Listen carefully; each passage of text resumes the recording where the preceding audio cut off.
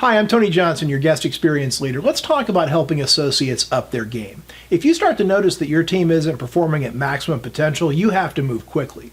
As leaders, one of our key values has to be to select, hire, train, and motivate the very best teams. That means that if performance is starting to slide, you have to do something about it. The attitude of ignoring it and hoping it gets better is not a winning strategy. So it does begin with a kind hand. Remember that unless we're talking about insubordination or a violation of business rules, chances are we're talking about modifying simple daily behaviors. So let's talk about what to do when you notice that your team may not be firing on all cylinders. 1. Make sure that associates are crystal clear about expectations. Often frontline associates lament that they don't know what the expectations were from their leaders, then it's hard for them to hit the target. Sometimes that's just a ploy to deflect, but sometimes it's an accurate assessment. During the selection process, through onboarding and into the daily work, you should make it abundantly clear what the expectation is for performance, service, attire, work hours, and safety. Number 2, ensure that they understand where they're falling short. Your team can't improve if they don't understand where things are going off the rails. Chances are we're not talking about huge miscues here. The problem with small executional issues is that they snowball quickly, and before you know it, your organization can be in crisis mode. Worse than that, once the attitude of no one knows what's going on around here starts to permeate your atmosphere, it can poison even your best team members. If performance issues aren't dealt with, one of two things is going to happen.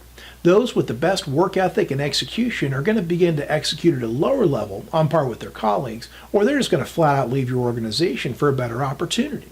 Dealing with performance issues is tough stuff. Let's face it, anytime you have to sit down and tell someone that they aren't cutting it, that's a tough day. And it's okay that you feel that way, because that's going to keep us grounded in the idea of being kind to folks even when the conversation is around their need to improve. You have to be straightforward and right to the point. 3, craft a plan back to success together. When you finish the conversation around performance, it isn't enough to tell your team members where they're falling short and then just leave them out on their own to figure it out. Most associates in that position will absolutely fail. There are those who find motivation in adversity and are going to pull themselves up on their own, but a majority are likely going to crumble and be gone from your organization fairly soon. Make it clear that they are ultimately responsible for upping their game, but that you're there to help them along the way. That's what leaders do.